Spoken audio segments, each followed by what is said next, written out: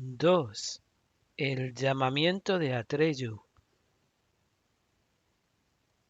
Bien o mal, las deliberaciones que afectaban al porvenir de toda fantasía se celebraban normalmente en el gran salón del trono de la Torre de Marfil, que se encontraba en el interior del verdadero recinto del palacio, solo unas plantas más abajo que el pabellón de la Magnolia.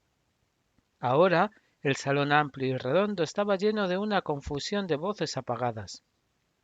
Los 499 mejores médicos del reino de fantasía estaban allí reunidos, susurrando o cuchicheando entre sí en grupos pequeños o grandes. Cada uno de ellos había visitado a la emperatriz infantil, unos hacía tiempo, otros recientemente, y cada uno había intentado ayudarla con su ciencia, pero ninguno lo había logrado. Ninguno conocía su enfermedad ni las causas, ninguno sabía cómo curarla, y el número 500, el más famoso de todos los médicos de fantasía, de quien se decía que no había hierba medicinal, hechizo ni secreto de la naturaleza que no conociera, llevaba ya horas con la enferma, y todos esperaban con impaciencia el resultado de su visita. Ahora bien, una reunión así no debe imaginarse naturalmente como un congreso de médicos humanos. Desde luego, en fantasía había muchos seres que, en su aspecto exterior, eran más o menos parecidos a los hombres, pero había por lo menos otros tantos que parecían animales o criaturas de especies totalmente distintas. Si variada era la multitud de mensajeros que bullía afuera, igualmente diversa era la concurrencia del salón. Había médicos enanos con barba blanca y joroba, médicas hadas con túnicas relucientes de un azul plateado y estrellas centelleantes en el cabello. Había genios acuáticos de vientres abultados y membranas natatorias en pies y manos. Para ellos se habían instalado expresamente baños de asiento. Pero había también serpientes blancas enroscadas en la gran mesa del centro del salón, elfos abeja y hasta brujas, vampiros y espectros que, en general, no eran considerados especialmente bienhechores y salutíferos. Para comprender la presencia de estos últimos es absolutamente necesario saber una cosa. La emperatriz infantil era, como indica su título, la soberana de todos los incontables países del reino sin fronteras de fantasía. Pero en realidad era mucho más que una soberana, o mejor dicho, era algo muy distinto. No gobernaba, nunca había utilizado la fuerza ni hecho uso de su poder, no mandaba nada ni daba órdenes a nadie, nunca atacaba ni tenía que defenderse de ningún atacante, porque a nadie se le hubiera ocurrido levantarse contra ella ni hacerle daño. Para ella todos eran iguales. Solo estaba allí, pero estaba allí de una forma especial. Era el centro de toda la vida de fantasía. Y todas las criaturas, buenas o malas, hermosas o feas, divertidas o serias, necias o sabias, todas, estaban allí solo porque ella existía. Sin ella no podía subsistir nada, lo mismo que no puede subsistir un cuerpo humano sin corazón. Nadie podía comprender del todo su secreto, pero todos sabían que era así, y por eso la respetaban por igual todas las criaturas de aquel reino, y todas se preocupaban igualmente por su vida, porque su muerte hubiera sido también el fin de todos, el hundimiento del inmenso reino de fantasía. Los pensamientos de Bastian vagaban. En su recuerdo vio de pronto otra vez el largo pasillo de la clínica en que habían operado a mamá. Él se había quedado sentado esperando muchas horas con su padre delante de la sala de operaciones.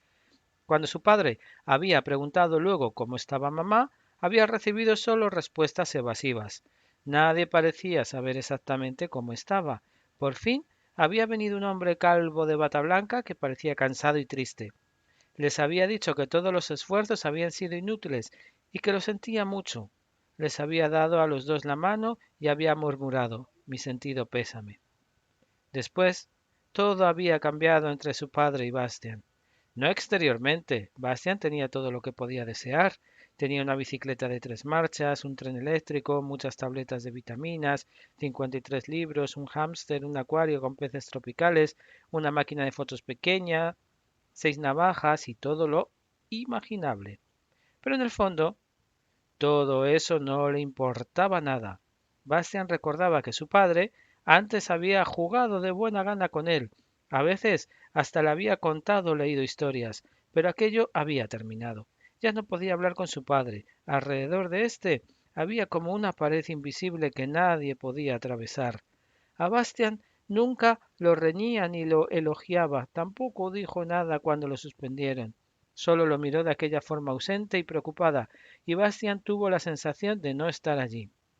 Esa sensación era la que casi siempre tenía con su padre, cuando por la noche se sentaban juntos delante de la televisión. Bastian se daba cuenta de que su padre no la miraba, sino que estaba lejos, muy lejos con el pensamiento, donde él no podía alcanzarlo. O algunas veces, cuando los dos tenían un libro, Bastian se daba cuenta de que su padre no lo leía porque durante horas contemplaba la misma página sin pasarla. Bastian comprendía que su padre estaba triste. También él había llorado entonces muchas noches, tanto que a veces tenía que vomitar a causa de los sollozos. Pero aquello había pasado poco a poco, y después de todo él estaba allí. ¿Por qué no hablaba su padre con él? ¿Por qué no hablaba de mamá, de cosas importantes y no solamente de lo imprescindible? Si se supiera al menos, dijo un espíritu de fuego largo y delgado, en qué consiste su enfermedad. No tiene fiebre, no tiene nada inflamado, ninguna erupción, ninguna infección. Es simplemente como si estuviera extinguiéndose, sin saber por qué.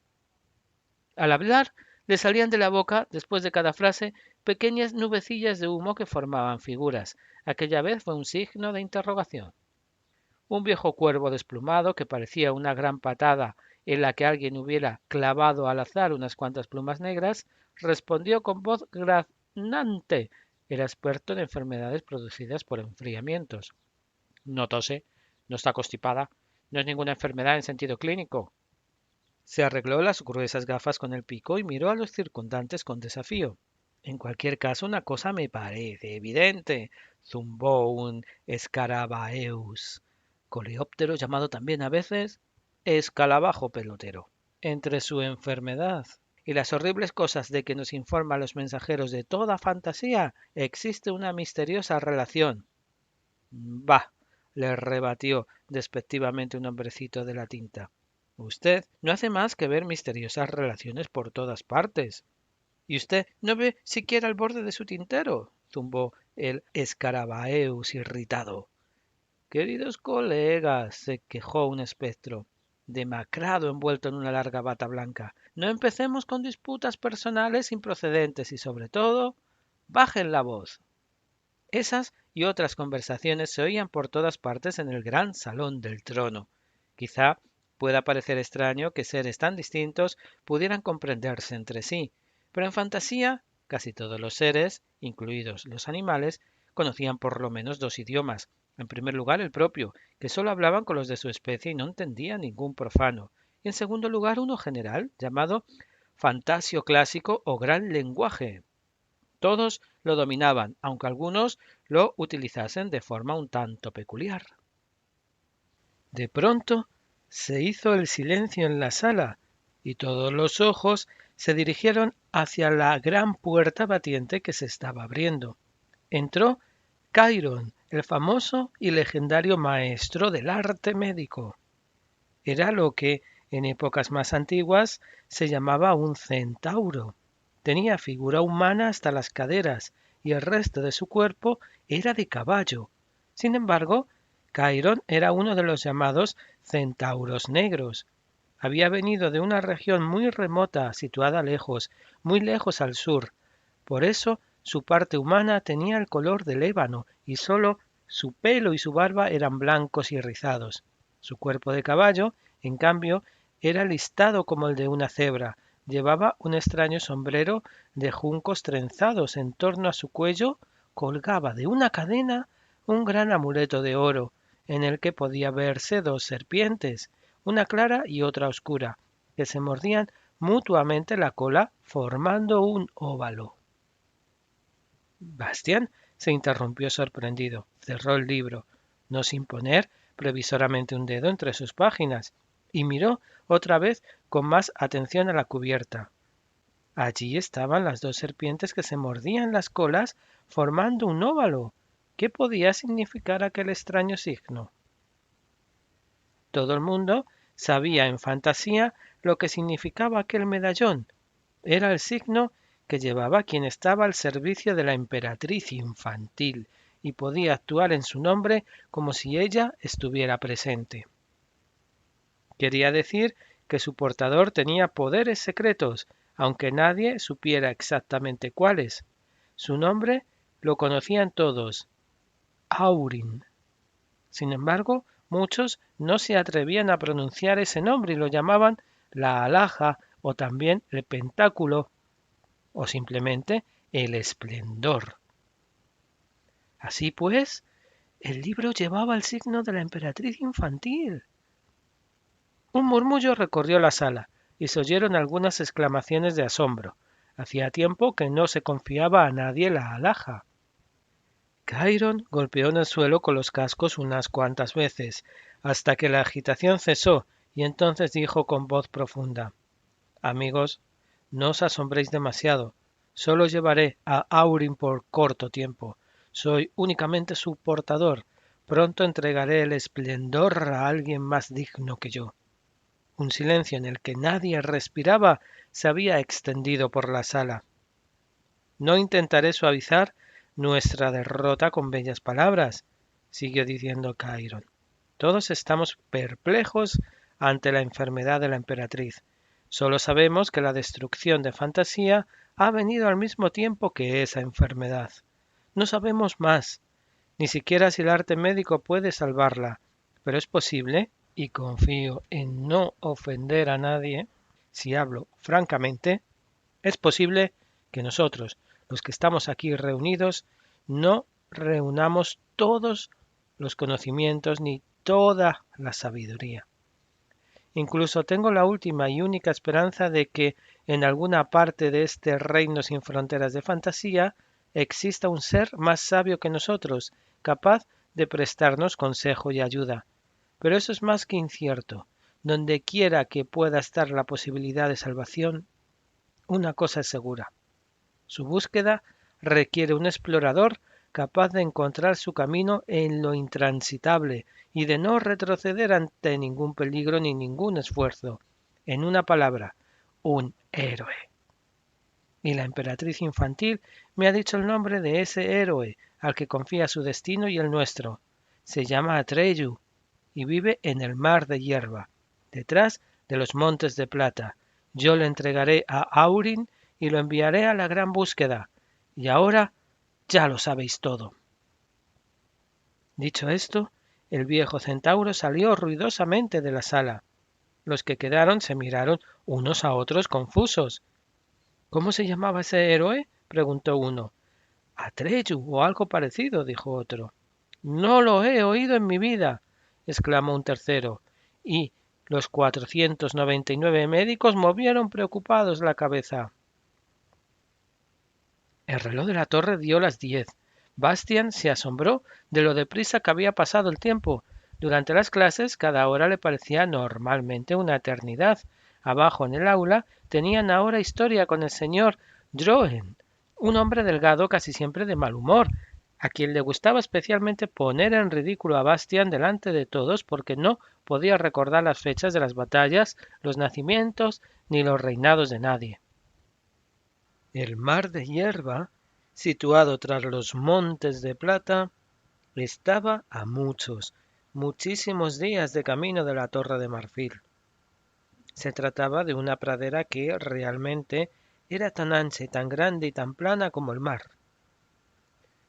Una hierba jugosa crecía en ella hasta la altura de un hombre, y cuando el viento la acariciaba, las olas la recorrían como si fuera el océano y murmuraba lo mismo que el agua. El pueblo que allí vivía se llamaba los hombres de hierba, o también los pieles verdes. Tenían el pelo de color negro azulado, e incluso los hombres lo llevaban largo y a menudo en trenzas, y su piel era de un color verde oscuro que tiraba un poco a castaño como el de las aceitunas.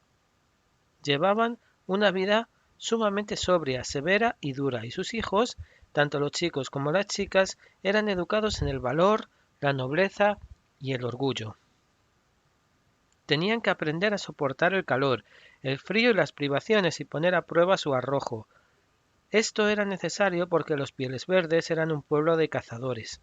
Todo lo que necesitaban para la vida lo fabricaban con la hierba dura y fibrosa de las praderas, o lo sacaban de los búfalos purpúreos que, en enormes rebaños, recorrían el mar de hierba. Aquellos búfalos purpúreos eran casi 2 veces mayores que toros o vacas corrientes. Tenían una piel de pelo largo, brillo sedoso y color rojo púrpura, y unos cuernos formidables, de puntas duras y afiladas como puñales. En general eran pacíficos, pero cuando husmeaban un peligro o se sentían atacados, podían ser tan terribles como una fuerza de la naturaleza. Nadie se hubiera atrevido a cazar aquellos animales, salvo los Pieles Verdes, que además lo hacían solo con arco y flechas.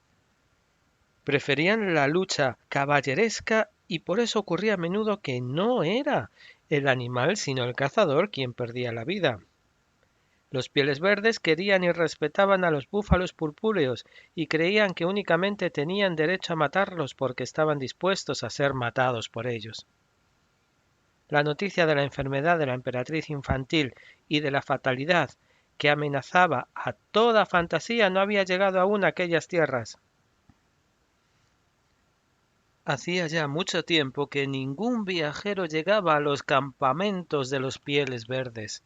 La hierba crecía más jugosa que nunca. Los días eran claros y las noches estrelladas. Todo parecía ir bien.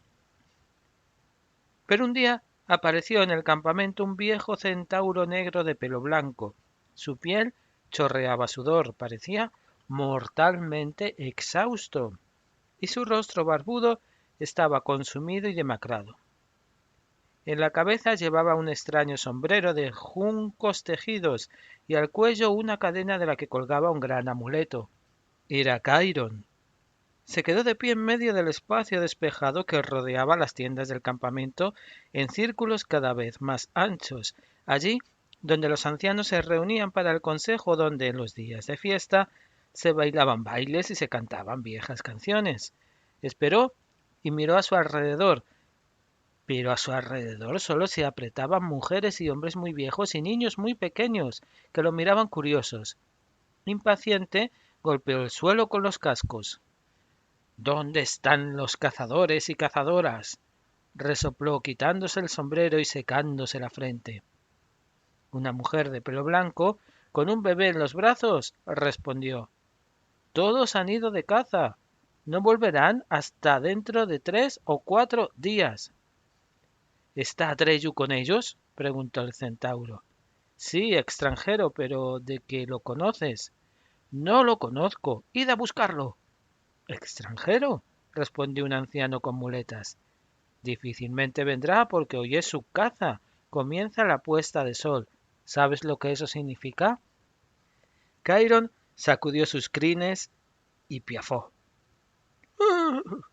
No lo sé, y tampoco importa, porque tiene algo más importante que hacer. Ya conocéis el signo que llevo, por lo tanto, id a buscarlo. Vemos la alhaja, dijo una niña, y sabemos que te envía la emperatriz infantil, pero ¿quién eres tú? Me llamo Chiron, refunfuñó el centauro. Chiron el médico, si es que eso os dice algo. Una anciana encorvada se adelantó y dijo, es verdad, lo conozco, lo vi una vez cuando todavía era yo joven. Es el médico más importante y famoso de fantasía. El centauro hizo un gesto de saludo con la cabeza. Gracias, mujer, dijo. Y ahora, si alguno de vosotros fuera tan amable y trajese de una vez a Atreyu, es urgente, está en juego la vida de la emperatriz infantil. Yo lo haré, gritó una niña que tendría unos 5 o 6 años. Corrió, y pocos segundos más tarde se la pudo ver entre las tiendas sobre un caballo sin silla que partía al galope. Vaya, por fin, refunfuñó Chiron, y perdió el conocimiento. Cuando volvió en sí, no supo al principio dónde estaba, porque a su alrededor reinaba la oscuridad. Solo poco a poco se dio cuenta de que se encontraba en una tienda espaciosa, echado sobre una manta de piel. Parecía ser de noche y, por una grieta de la cortina que hacía de puerta, penetraba el resplandor de las llamas de una hoguera. Por los clavos de una herradura, murmuró mientras trataba de incorporarse. ¿Cuánto tiempo llevo aquí? Una cabeza echó una ojeada por la cortina de la puerta, se retiró y alguien dijo: Sí, parece que se ha despertado. Entonces la cortina fue corrida a un lado y entró un muchacho de unos 10 años. Llevaba pantalones largos y zapatos de cuero blando de búfalo. Tenía el torso desnudo y solo le colgaba de los hombros un manto purpúreo, al parecer de pelo de búfalo, que le llegaba hasta el suelo. Su pelo largo y de color negro azulado lo llevaba atado en la nuca con tiras de cuero, formando una trenza. En la piel verde aceitunada de su frente y sus mejillas había pintados en color blanco algunos adornos sencillos. Sus ojos oscuros centelleaban coléricos mirando al intruso, pero por lo demás no se apreciaba en sus facciones emoción alguna. ¿Qué quieres de mí, extranjero?, preguntó. ¿Por qué has venido a mi tienda y por qué me has privado de mi caza? Si hubiera matado hoy al gran búfalo y mi flecha estaba ya en la cuerda cuando me llamaron, mañana sería un cazador. Ahora tendré que esperar un año entero. ¿Por qué? El viejo centauro lo miró desconcertado. ¿Eso quiere decir, preguntó por fin, que eres Atreyu? Sí, extranjero. ¿No hay algún otro, un hombre adulto, un cazador experimentado con ese nombre? No, Atreyu soy yo y nadie más. El viejo Chiron se dejó caer en el lecho y jadeó. ¡Un niño! ¡Un muchacho! Realmente las decisiones de la emperatriz infantil son difíciles de comprender. Atreyu callaba, esperando inmóvil. Perdóname, Atreyu, dijo Chiron, que solo con dificultad podía dominar su agitación. No tenía la intención de ofenderte, pero sencillamente ha sido una sorpresa demasiado grande. A decir verdad, estoy desesperado. Me pregunto seriamente si la emperatriz infantil sabía de veras lo que hacía al elegir a un niño como tú. Evidentemente es una locura, y si lo hizo deliberadamente, entonces... Sacudió con violencia la cabeza y balbuceó. No, no, si yo hubiera sabido a quién me enviaba, me hubiera negado simplemente a transmitir su encargo. Me hubiera negado. ¿Qué encargo?, preguntó Atreyu. Es una monstruosidad, exclamó Chiron, dejándose llevar por la cólera. Cumplir esa misión hubiera sido probablemente algo imposible para los héroes más grandes y aguerridos, pero para ti, ella te envía a lo desconocido a buscar algo que nadie conoce. Nadie puede ayudarte, nadie puede darte consejos, y nadie puede predecir lo que te aguarda. Sin embargo, tienes que decidir enseguida, ahora mismo, sobre la marcha, si aceptas o no esa misión. No hay momento que perder. He galopado casi sin pausa 10 días con sus noches para encontrarte, pero ahora casi quisiera no haber venido. Soy muy viejo y estoy al cabo de mis fuerzas. Dame un trago de agua, por favor. Atreyu trajo un jarro de agua fresca de la fuente. El centauro bebió a grandes sorbos, luego se enjugó la barba y dijo, un poco más tranquilo.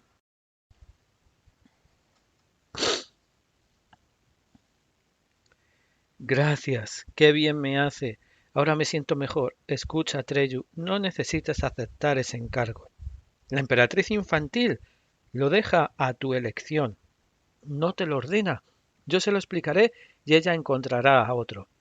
No debía de saber que eres un muchacho. Se habrá confundido con otro. Esa es la única explicación. ¿En qué consiste la misión?, quiso saber Atreyu. En encontrar el remedio para la emperatriz infantil, respondió el viejo centauro, y salvar a Fantasía. ¿La emperatriz está enferma?, preguntó asombrado Atreyu. Chiron comenzó a contar lo que le pasaba a la emperatriz infantil y lo que habían relatado los mensajeros de toda Fantasía.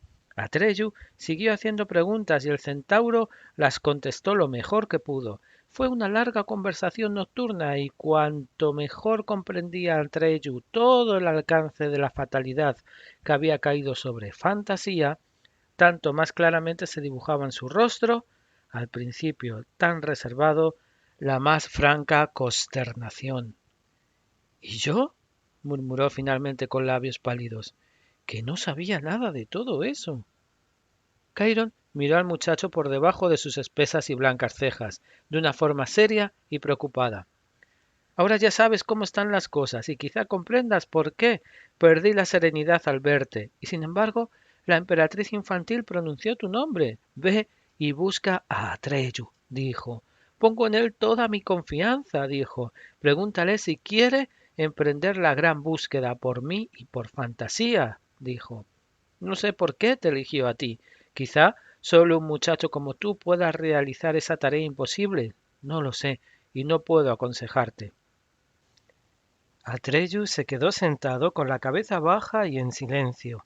Comprendía que se le presentaba una prueba que era muchísimo más importante que su caza.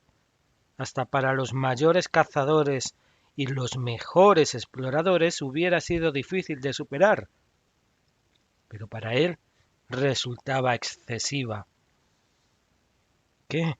Le preguntó en voz baja el centauro. ¿Quieres hacerlo? Atreyu levantó la cabeza y lo miró de frente. Quiero, dijo con firmeza.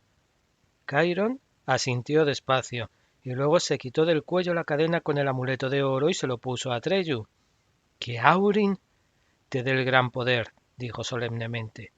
Pero no lo utilices, porque tampoco la emperatriz infantil usa nunca de su propio poder. Aurin te protegerá y guiará, pero tú no deberás intervenir porque tu propia opinión no cuenta a partir de ahora. Por eso debes ir sin armas. Debes dejar que ocurra lo que tenga que ocurrir. Todo debe ser igual para ti, mal y bien, belleza y fealdad, necedad y sabiduría. Lo mismo que es igual para la emperatriz infantil. Solo debes buscar y preguntar, pero nunca juzgar por ti mismo. No lo olvides jamás, Atreyu. Aurin, repitió Atreyu con respeto. Me haré digno de llevar la alhaja. ¿Cuándo debo partir? Ahora mismo, respondió Chiron. Nadie sabe cuánto durará tu gran búsqueda. Es posible que cada hora importe. Despídete de tus padres y hermanos.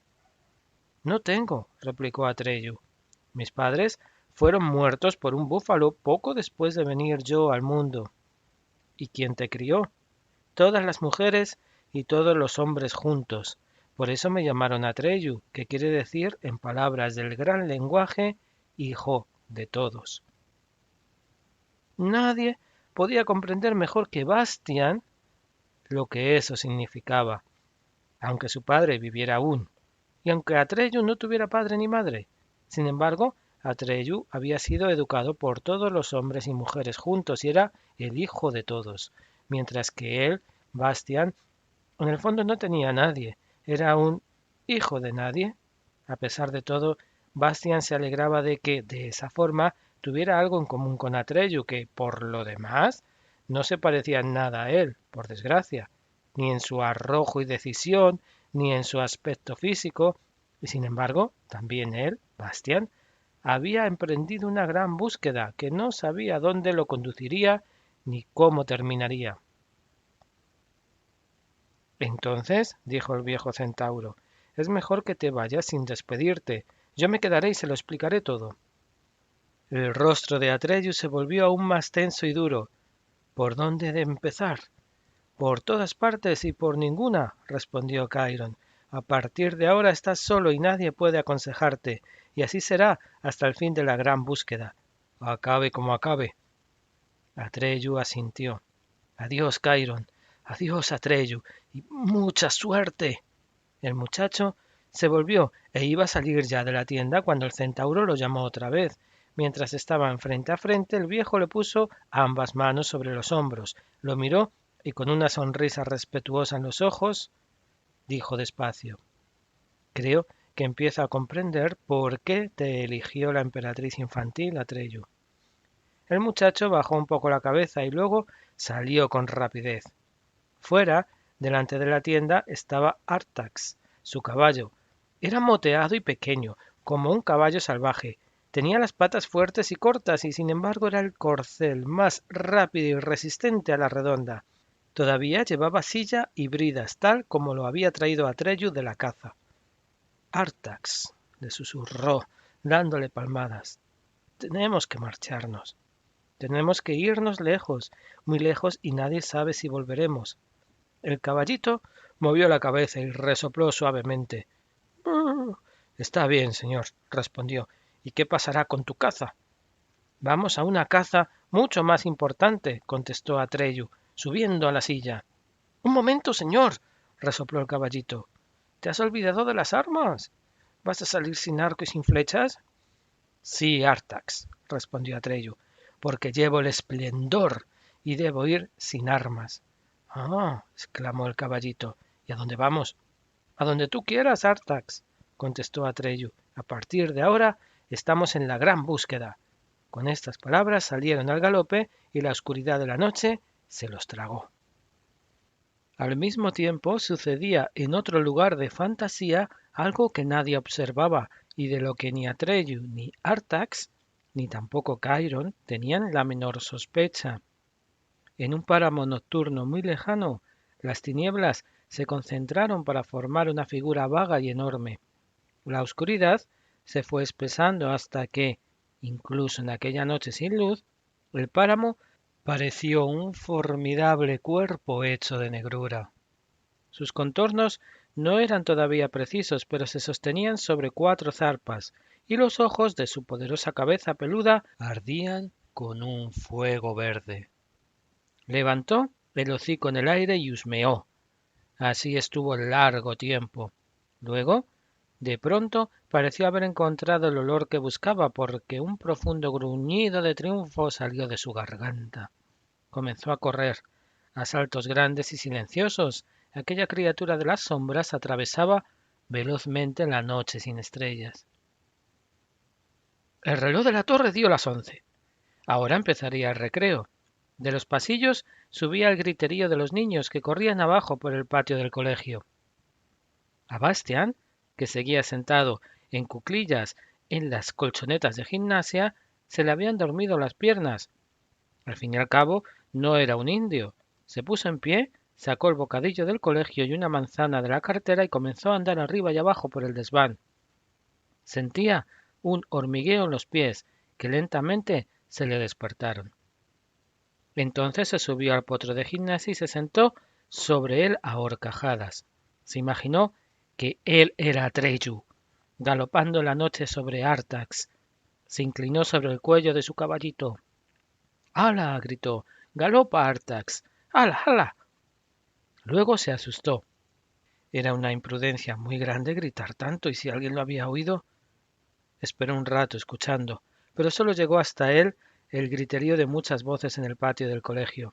Un poco avergonzado, se bajó otra vez del potro. Realmente se estaba comportando como un niño pequeño. Desenvolvió el bocadillo y frotó la manzana contra su pantalón. Sin embargo, antes de morderla, se detuvo un segundo. No, se dijo a sí mismo en voz alta. Tengo que administrar cuidadosamente mis provisiones. ¿Quién sabe para cuánto tiempo tendrán que bastarme? Con el corazón oprimido, envolvió otra vez el bocadillo y lo metió de nuevo en la cartera, juntamente con la manzana. Luego se dejó caer suspirando en las colchonetas y cogió otra vez el libro. 3. Vetusta Morla. Cuando el ruido de los cascos del caballo de Atreyu se apagó, Chiron, el centauro negro, se dejó caer de nuevo en su lecho de pieles. El esfuerzo lo había agotado. Las mujeres que, al día siguiente, lo encontraron en la tienda de Atreyu, temieron por su vida. Incluso cuando, unos días más tarde, regresaron los cazadores, apenas estaba mejor. Pero de todas formas pudo explicarles por qué se había marchado Atreyu y por qué tardaría en volver. Y como todos querían al muchacho, a partir de entonces se quedaron serios y pensaban en él preocupados. Al mismo tiempo, sin embargo, se sentían orgullosos de que la emperatriz infantil le hubiese encomendado precisamente a él la gran búsqueda, aunque nadie pudiera entenderlo del todo. Por lo demás, el viejo Chiron jamás volvió a la Torre de Marfil, pero tampoco murió, ni se quedó con los pies verdes en el mar de hierba. Su destino debía llevarlo por otros caminos totalmente insospechados. Sin embargo, esa es otra historia y debe ser contada en otra ocasión. Aquella misma noche, Atreyu cabalgó hasta el pie de los Montes de Plata. Era ya de madrugada cuando hizo una pausa.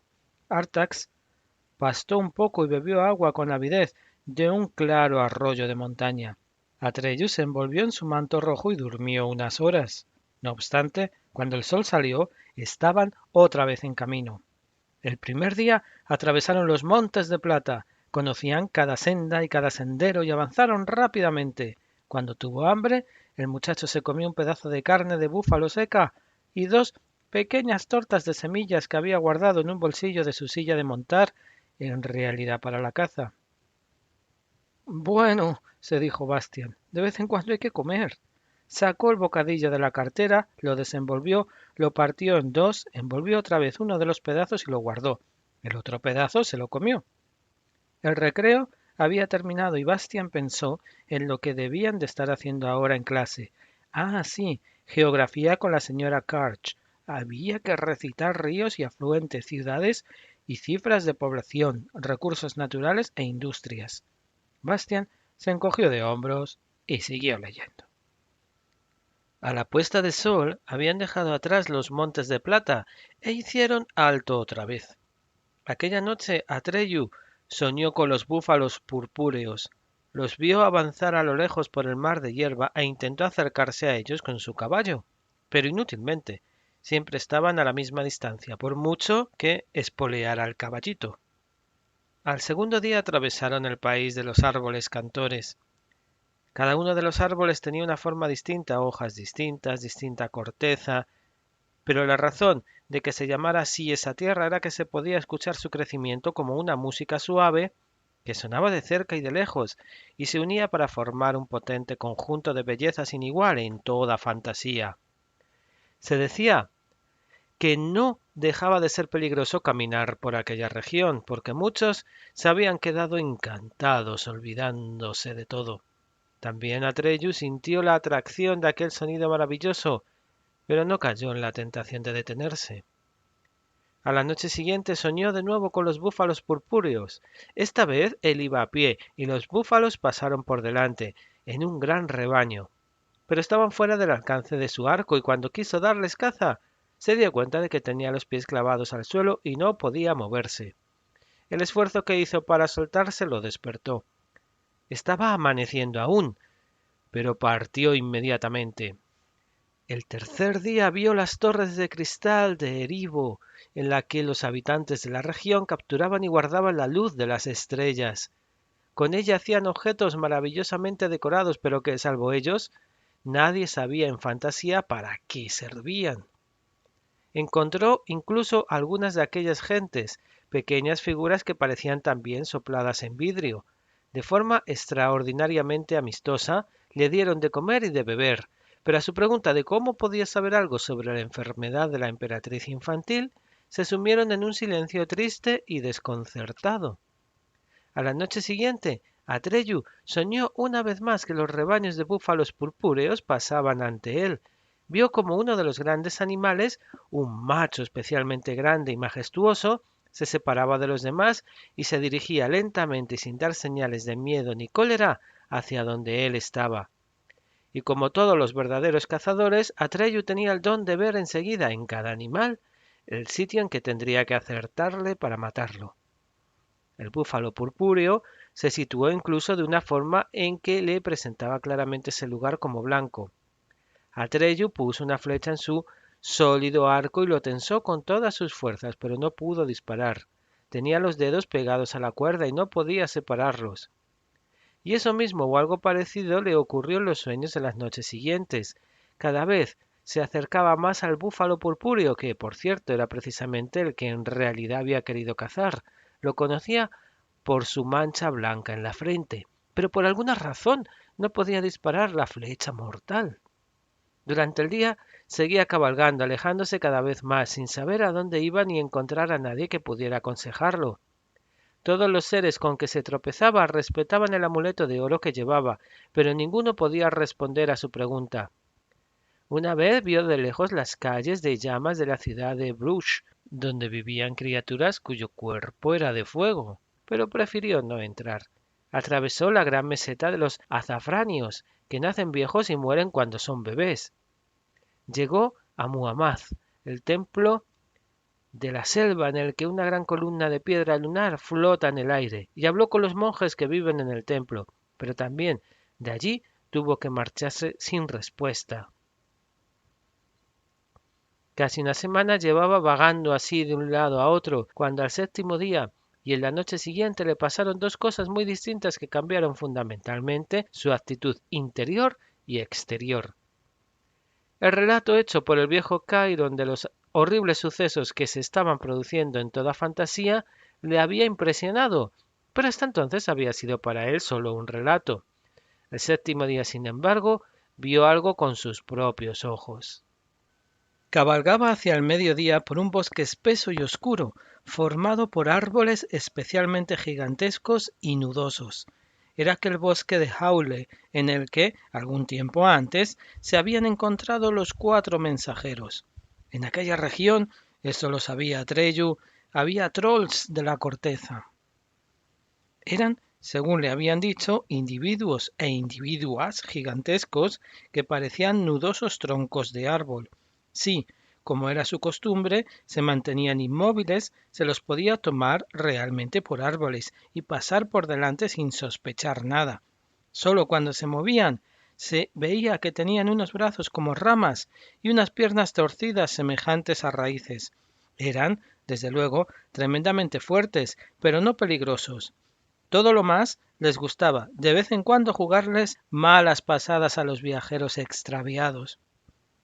Atreyu acababa de descubrir un claro del bosque por el que serpenteaba un arroyuelo y había descabalgado para que Artax bebiera y pastara, cuando de pronto oyó detrás de sí violentos crujidos y chasquidos y se volvió.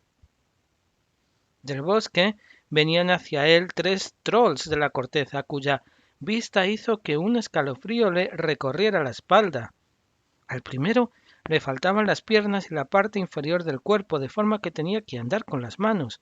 El segundo tenía un enorme agujero en el pecho, a través del cual se podía mirar, y el tercero brincaba sobre su única pierna porque le faltaba toda la mitad izquierda del cuerpo, como si lo hubiesen partido por en medio. Cuando vieron el amuleto en el pecho de Atreyu, se hicieron mutuamente un gesto de asentimiento y se acercaron despacio. «No te asustes», dijo el que caminaba sobre las manos, y su voz sonó como el crujido de un árbol. «Nuestro aspecto no es precisamente muy agradable, pero en esta parte del bosque de Haule nadie más que nosotros puede avisarte. Por eso hemos venido». «¿Avisarme?», preguntó Atreyu. «¿De qué?»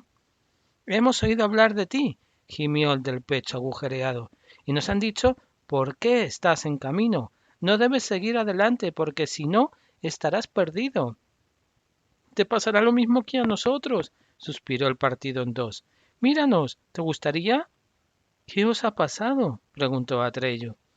«La aniquilación se extiende», se quejó el primero. «Aumenta cada día más, si es que se puede decir que la nada aumenta. Todos los demás huyeron a tiempo del bosque de Haule, pero nosotros no quisimos dejar nuestro hogar, y entonces nos sorprendió durante el sueño e hizo con nosotros lo que ves». «¿Duele mucho?», preguntó Atreyu. «No», respondió el segundo troll de la corteza, el del agujero en el pecho. «No se siente nada, solo te falta algo y cada día te falta algo más, una vez que has sido atacado. Pronto no existiremos ya». «¿En qué lugar del bosque comenzó todo?», quiso saber Atreyu. «¿Quieres verlo?». El tercer troll, que era solo medio troll, miró interrogativamente a sus compañeros de infortunio. Cuando estos asintieron, continuó. «Te llevaremos hasta donde puedas verlo, pero tienes que prometer que no te acercarás más. De otra forma, la nada te atraería de un modo irresistible». «Está bien», dijo Atreyu, «os lo prometo».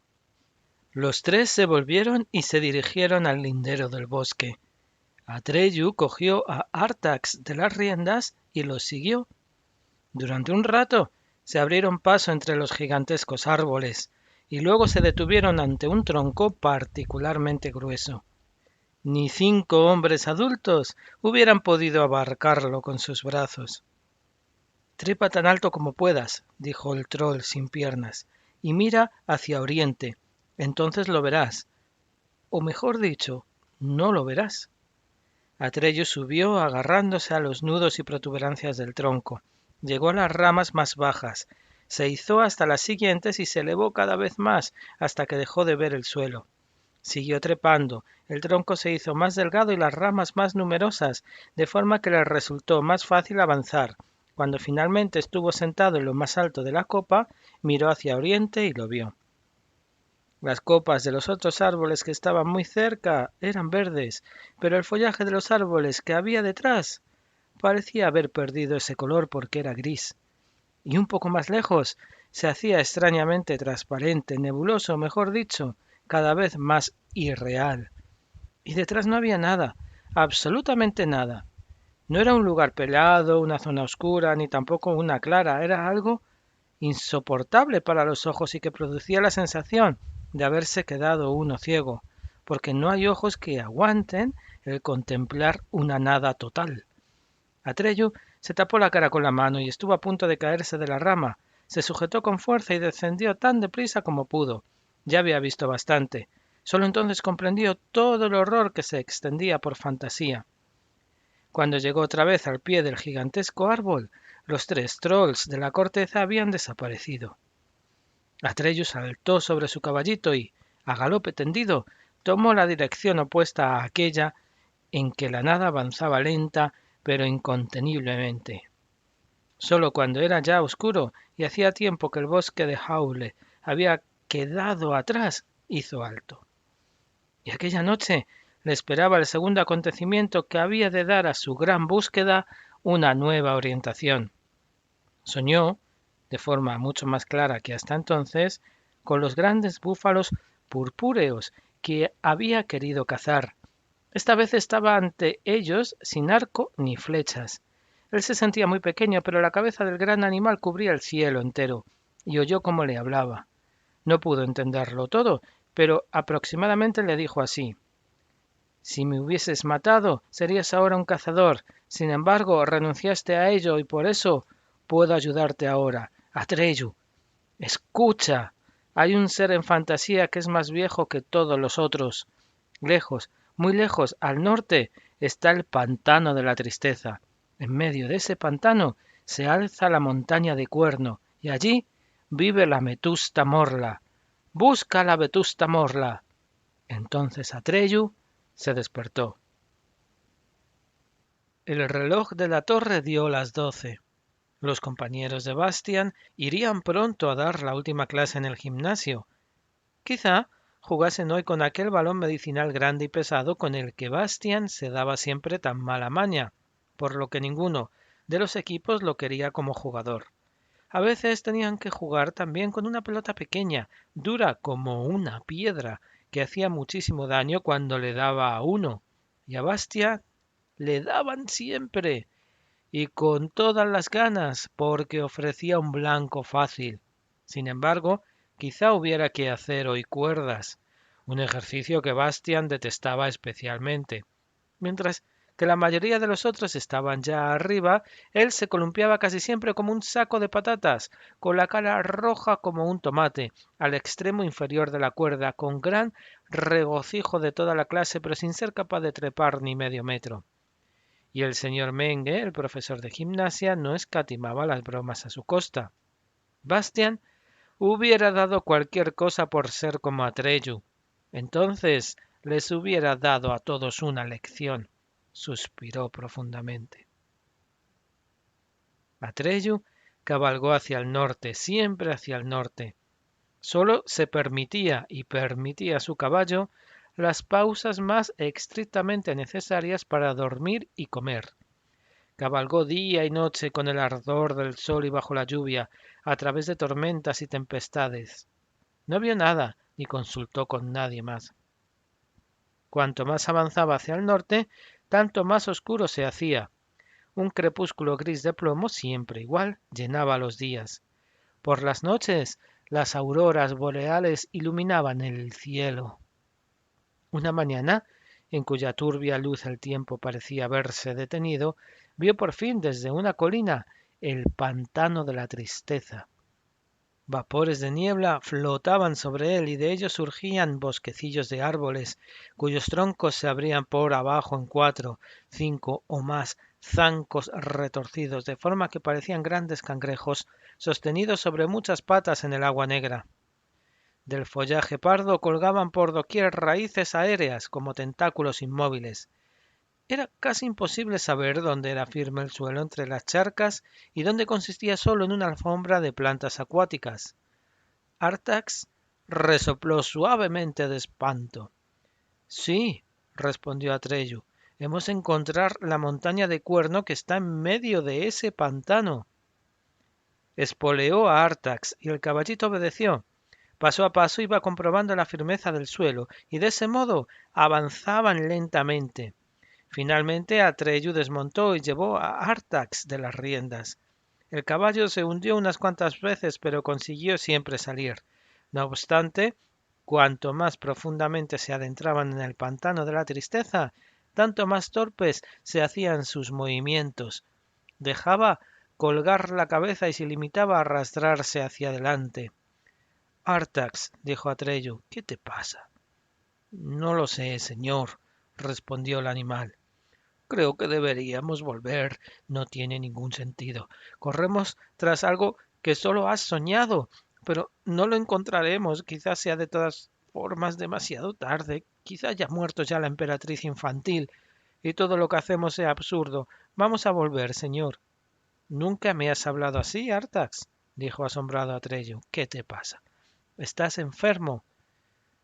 Es posible, contestó Artax. A cada paso que damos, la tristeza de mi corazón aumenta. Ya no tengo esperanza, señor, y me siento cansado, tan cansado, creo que no puedo más. Pero tenemos que seguir, exclamó Atreyu.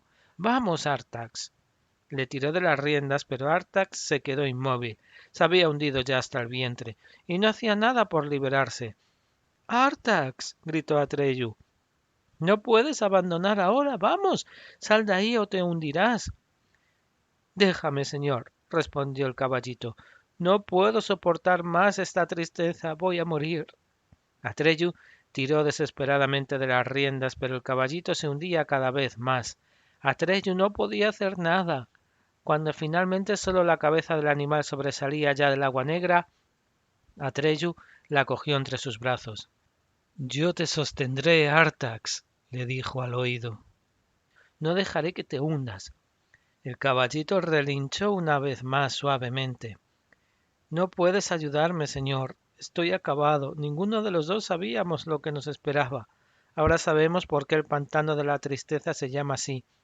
La tristeza me ha hecho tan pesado que me hundo. No hay escapatoria. Pero si yo también estoy aquí, dijo Atreyu, y no me pasa nada. Llevas el esplendor, señor, respondió Artax, y te protege. Entonces te colgaré el signo, balbuceó Atreyu, quizá te proteja también. Quiso ponerle la cadena alrededor del cuello. No, resopló el caballito, no debes hacerlo, señor. El pentáculo te lo han dado a ti, no tienes derecho a dárselo a nadie aunque quieras, tendrás que seguir buscando sin mí. Atreyu apretó su cara contra la quijada del caballo. Artax, susurró estranguladamente. Mi Artax. ¿Quieres hacer algo por mí todavía, señor? Preguntó el animal. Atreyu asintió en silencio. Entonces márchate, por favor. No me gustaría que vieras cuando llegue el último momento. ¿Me harás ese favor?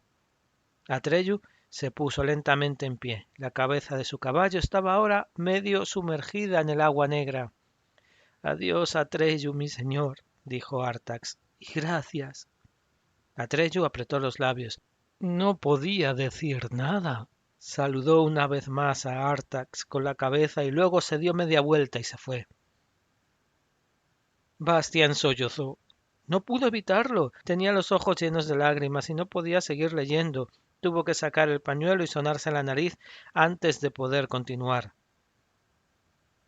¿Cuánto tiempo siguió vadeando? Vadeando simplemente no lo supo nunca Atreyu. Estaba ciego y sordo. La niebla se hacía cada vez más espesa y tenía la sensación de caminar en redondo desde hacía horas. No prestaba atención a dónde ponía el pie y sin embargo nunca se hundía más arriba de la rodilla. De una forma incomprensible, el signo de la emperatriz infantil le mostraba el verdadero camino. Entonces se encontró de pronto ante la falda de una montaña alta y bastante empinada. Subió por las agrietadas rocas y trepó hasta su cumbre redonda. Al principio no se dio cuenta de qué estaban hechas aquellas rocas. Solo cuando llegó arriba del todo y echó una ojeada alrededor, vio que eran enormes placas de cuerno, en cuyas grietas y hendiduras crecía el musgo. Había encontrado la montaña de cuerno. Sin embargo, no sintió ninguna satisfacción por aquel descubrimiento. El fin de su fiel caballito hacía que aquello lo dejara casi indiferente. Ahora tenía que descubrir quién era y dónde estaba aquella vetusta morla que vivía allí. Mientras estaba aún pensando, sintió de pronto que un ligero estremecimiento recorría la montaña, y luego oyó un tremendo resoplar y chasquear y una voz que parecía venir de las entrañas más profundas de la tierra. Mira, vieja, algo bulle por ahí sobre nosotras. Atreyu se apresuró a dirigirse al final de la cresta de la montaña de donde venía la voz. Sin embargo, resbaló en una alfombra de musgo y empezó a patinar. No pudo agarrarse a nada, se deslizó cada vez más aprisa y finalmente se despeñó. Por suerte, cayó en uno de los árboles que había abajo. Sus ramas lo sostuvieron. Atreyu vio ante sí una gigantesca caverna en la montaña, en la que el agua negra salpicaba y chapoteaba, porque algo se movía allí dentro, saliendo lentamente. Solo cuando hubo salido del todo se dio cuenta Atreyu de que era una cabeza unida a un cuello largo y arrugado, la cabeza de una tortuga. Sus ojos eran grandes como charcos negros, su hocico chorreaba fango y algas. Toda aquella montaña de cuerno, Atreyu lo comprendió de pronto, era un único y monstruoso animal, una formidable tortuga de pantano, la vetusta morla. Entonces se oyó aquella voz jadeante y gorgoteante. ¿Qué haces aquí, pequeño? Atreyu cogió el amuleto de su pecho y lo sostuvo de forma que los ojos grandes como charcos de la tortuga pudieran verlo. ¿Sabes qué es esto, Morla? Pasó un rato antes de que ella respondiera. Mira, vieja.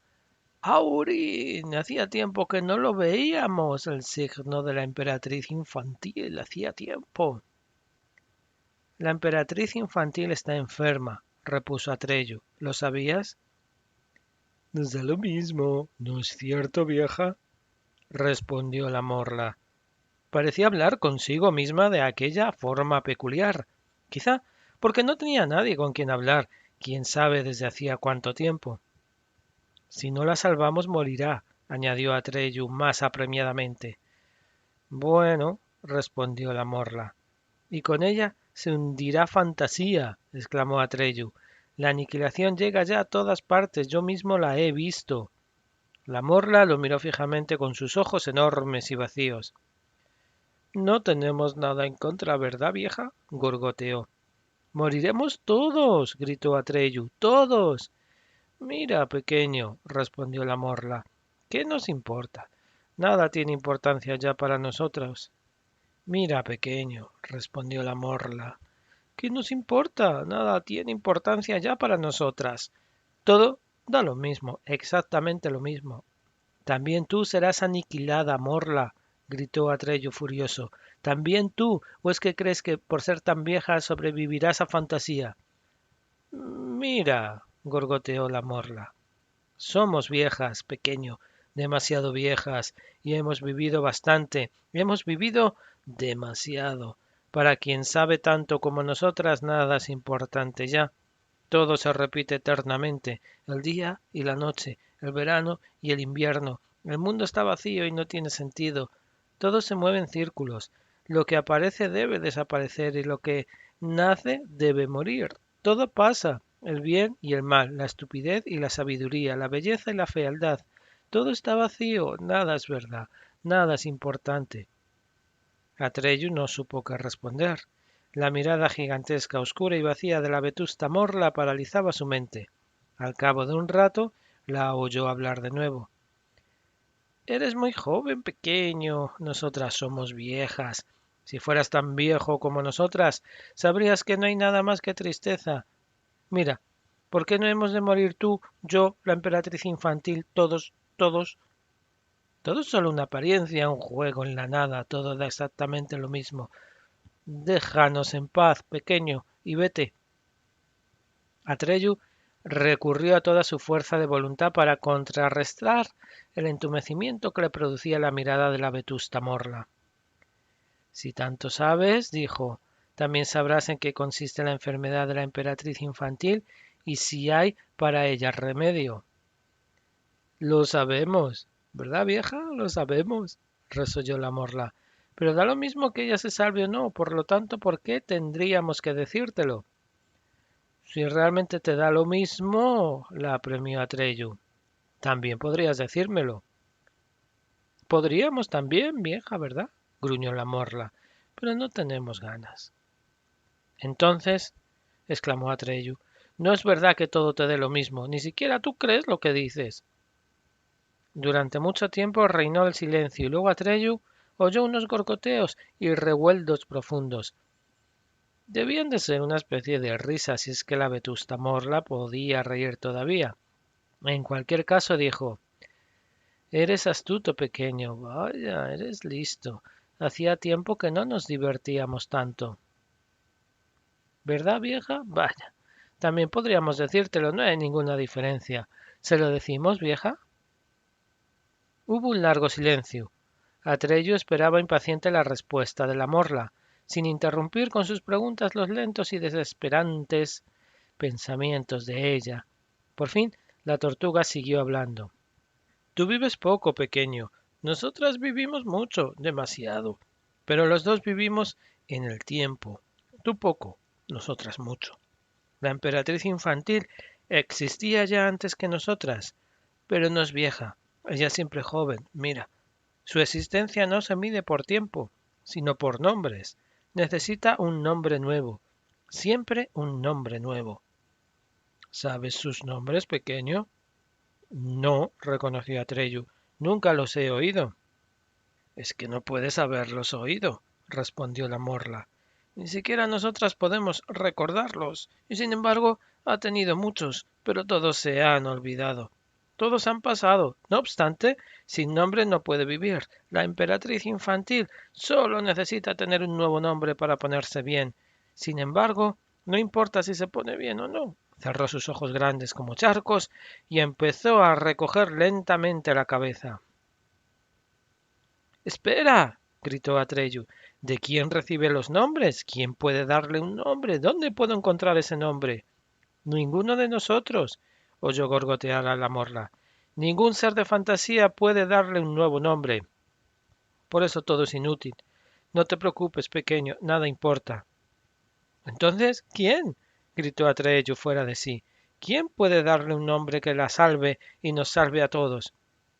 No hagas tanto ruido, dijo la Morla. Déjanos en paz y márchate. Tampoco nosotras sabemos quién puede hacerlo.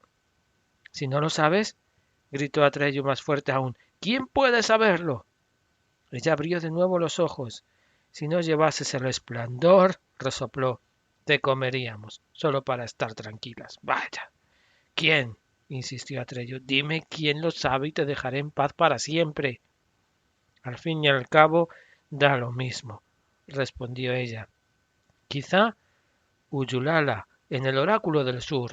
Quizá ella lo sepa. ¿Qué nos importa? ¿Y cómo puedo llegar hasta allí? No puedes llegar de ninguna forma, pequeño. Vaya, ni en 10.000 días de viaje. Vives demasiado poco. Morirías antes. Está demasiado lejos, en el sur, demasiado lejos. Por eso todo es inútil. Se lo habíamos dicho desde el principio, ¿verdad, vieja? Déjalo estar y renuncia, pequeño, y sobre todo déjanos en paz. Diciendo esto, cerró definitivamente sus ojos de mirada vacía y metió otra vez la cabeza en la cueva. Atreyu supo que no podría sacar nada más de ella. Al mismo tiempo, el ser de las sombras que se había formado de la oscuridad del páramo nocturno encontró el rastro de Atreyu y se dirigió al pantano de la tristeza. Nada ni nadie en fantasía podría apartarlo de aquel rastro. Bastian Había apoyado la cabeza en la mano y miraba ante sí pensativamente. Es muy extraño, dijo en voz alta, que ningún ser de fantasía pueda dar a la emperatriz infantil un nuevo nombre. Si solo se tratara de encontrar un nombre, él hubiera podido ayudarlos fácilmente. Eso se le daba muy bien, pero por desgracia no estaba en fantasía, donde sus habilidades hubieran podido ser útiles y le hubieran reportado quizás simpatía u honores. Por otro lado, se alegraba también mucho de estar allí porque en una región como el pantano de la tristeza no se hubiera atrevido a entrar por nada del mundo. ¿Y aquel siniestro ser de las sombras que perseguía a Trellius sin que lo supiera?